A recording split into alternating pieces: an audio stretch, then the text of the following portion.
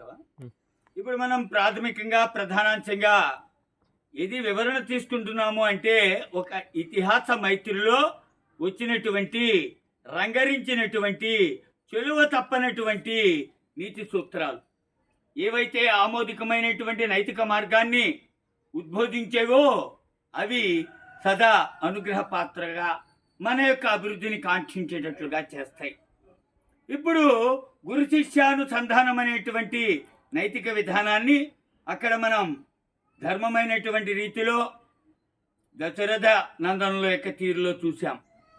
మరి అలాగే తను అభ్యసించినటువంటి రాముడు ప్రథమ బౌద్ధగా తయారై మరి ఒక నైతిక విధానంలో తన యొక్క తమ్మునికి తెలియనటువంటి అన్ని వివరాలను బోధిస్తూ తానైనటువంటి వివరకర్తగా మిగలడం కూడా చూసాం. ఇంకా ముందుకు వెళదాం, అదే రామాయణంలో వెళదాం.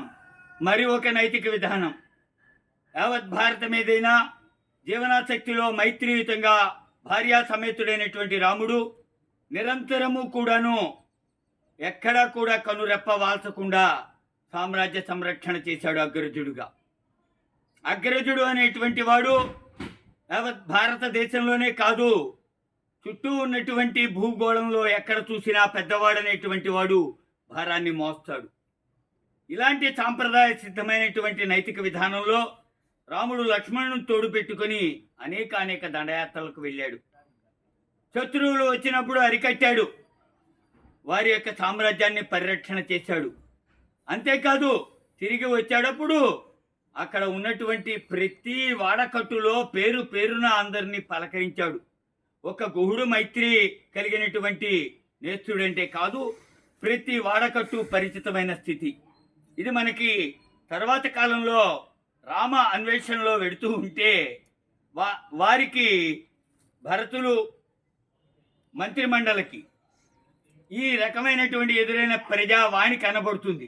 అప్పుడు అనుకుంటారు ప్రజా సంస్థితం పొందినటువంటి వాడు రాముడు కదా అని. మరి ఇది ఒక నైతిక సూత్రం.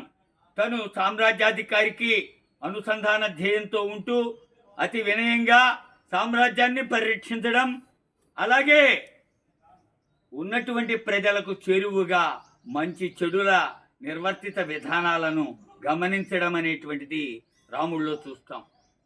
మరి వాస్తవానికి దశరథనందుడైనటువంటి రాముడిలాగే మన ఇంటి మొదటి బిడ్డ ఉంటే మరి కుటుంబ వ్యవస్థ ఎంత బాగుంటుందో కదా. మరి అలాగే మరి కొన్ని నేవలింపైనటువంటి నైతిక సూత్రాలతో మళ్ళా కలుద్దాం.